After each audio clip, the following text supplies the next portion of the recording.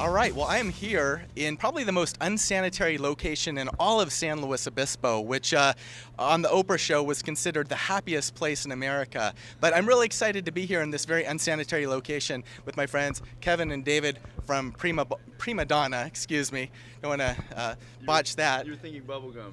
I was still looking at the bubblegum up here. And at the end of the show, we're going to actually all contribute to this wonderful landmark and leave our mark, so to speak. But guys, I wanted to talk to you a little bit about kind of some of the amazing stuff that you guys are all involved in. You've been a band for about 10 years now, from what my researchers told me. Yeah, somewhat. We like revisionist history, you know. The thing is, we started jamming about 10 years ago in Dave's garage, but I don't know. I mean, we don't count the first. We were babies, you know. Okay. So I don't know how many years. So at what point were you legal? I guess is the thing, right? Oh, okay, yeah. Then we to me about 7, which is definitely Definitely 7 years. Not bad. Okay. 7 years as a band is tough enough. Well, and 7 hard years of touring too. One of the things I wanted to mention with you all and ask, just kind of for some of your perspective on it, is I saw your bio sheet. You all have played with hundreds of bands. I mean, a constant touring for years. And usually when we interview bands, you know, bands will go on a tour once a year, twice a year. But I mean, you all looks like are just continuously touring. Tell us a little bit about that. Well, I mean, the main thing is we got into this to be a live band. We wanted to be a live band. We're getting good at recording, and we're starting to enjoy it. Yeah. But the main thing was get the records out so you have a reason to tour. Yeah. You know, get the music on tape. That's important. Yeah. But we're a live band. Yeah. You know, so for us, you know, the touring, like it only really hits us when you say that. You know what I mean? Because it's just the norm, right? Yeah, it's just what it becomes. Like now we've been out for almost 9 weeks. Yeah. And we're ready for, you know, I'm like sitting in the van going, yeah, I wish it was another, you know, at least another 3. You get stir crazy, I'd imagine, right? Yeah, so how's it for you, David? You know, do you echo his sentiments on that? Yeah, I mean, a band gets tight by touring. You know, you can practice as much as you want, but unless you're on the road, to me, you're not a really tight band. Yeah. So for us, it's rehearsal, not rehearsal all night, but every night it's just a new chance to like be a great band and to be real tight and to really bring it. Unless you're play drunk with sweat in your eyes, you know, you can't really call yourself a real band, in my opinion. There you go. There you go. Well, I'm looking forward to seeing you guys perform tonight. I've heard a lot about your live shows and your style, and your style is described as kind of an eclectic mix of different styles, different genres, punk rock, glam. I know as an artist, it's probably always sometimes hard when people try to box you into one genre, but for folks that aren't familiar with your music, how would you kind of describe it? And maybe references to other artists that inspired you all to do what you're doing. Oh, that list. There's more influences than there's bubblegum on this in this alley, really. But I like that you say that, because what it is just we're influenced by rock and roll. Yeah. And we're not purists like every damn type, you know. So when you listen to our records, and the best thing is when nobody can really pinpoint where it's coming from, you know, when you see like maybe 10 artists mentioned to try and sum up what we do. But certainly like in the beginning it was all sonics. We were really into the sonics, and we're like, we got to have a saxophone in a rock and roll band, you know, and X-ray specs, things like that were huge, you know, at our, I guess, you know, the forming years, I guess. But now it's all over the place. Bless This Mess is kind of just, you know, everything.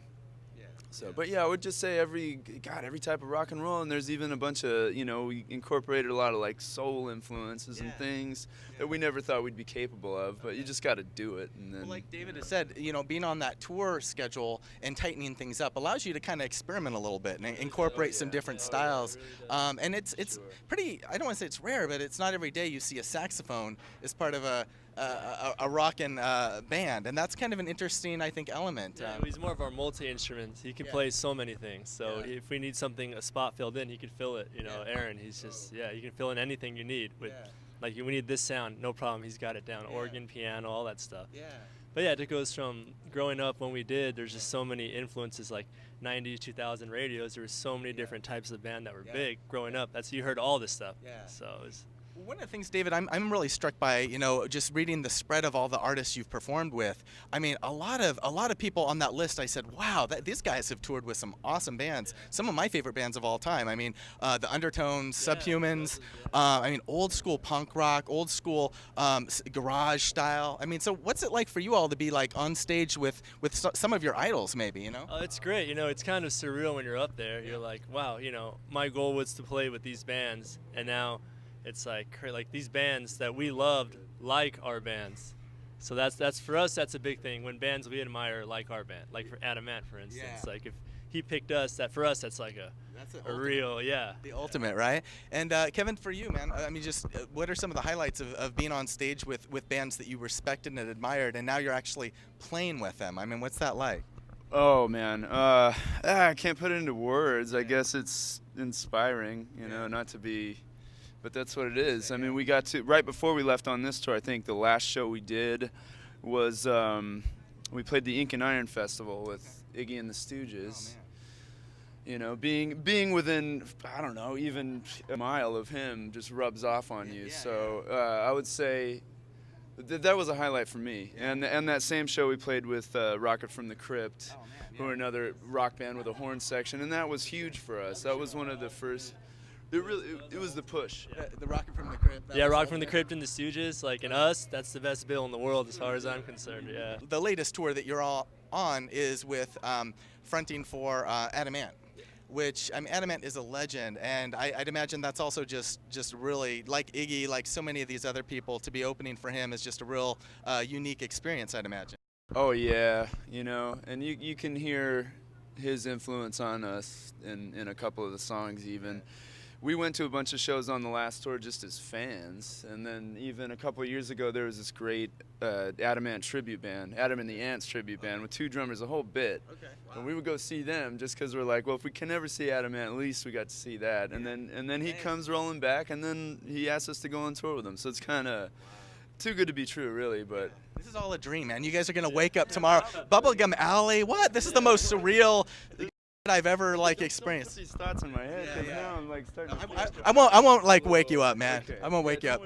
Not until things get the end of the night and things get real crazy after the show, right? So guys, want to plug your most recent album, Bless This Mess, right? And talk a little bit about that. It's critically gotten a lot of really good reviews. It's your latest album. You want to say a little bit about that and what that was to make that album and what it represented for you as an artist? We're just very proud of that record in general. It took a while to make it. It was about 2.5 years between that record and the last record. And for us, it's just like the culmination of everything we were feeling in those 2 years of constantly touring, of drinking too much, of trying to stay straight, and just basically just everything that we went through was in that record for us, and we're really proud of it. And the recording process was amazing. We worked with Chris Dugan in 880 in Oakland. It was just a really great experience, and I'm really proud of the whole record. Very cool. You put your heart and soul in it, man. Yeah, we definitely did. Yeah, tears and laughs and all of that stuff. Body fluids, whatever.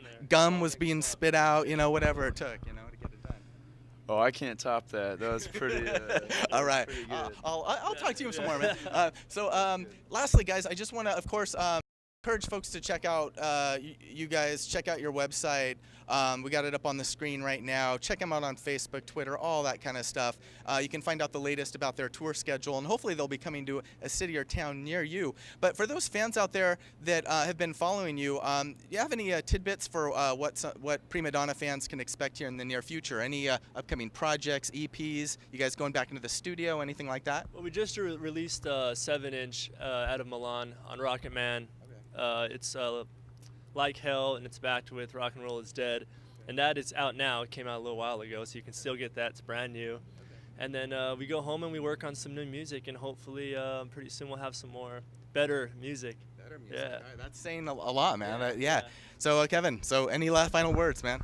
For the fans out there, what should they expect from Prima Donna here in the next year or two? That's geez, I don't know. I mean, more of this. We're just gonna keep globetrotting. I'm gonna hop in a van with Dave, and we'll just see where it goes. I mean, that's all we can really, that we're here breathing still. After all this I'm happy with this. So I think we're gonna go home, and then kind of let the stir crazy happen, and then see what kind of creativity. That's kind of when we start going, we need to do something, crazy. So yeah.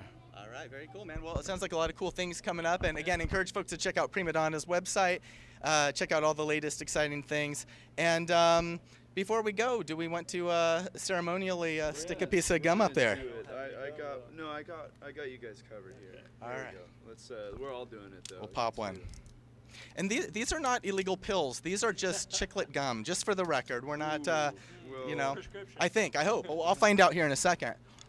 It's nicotine gum. That's okay, right? Oh, that's okay.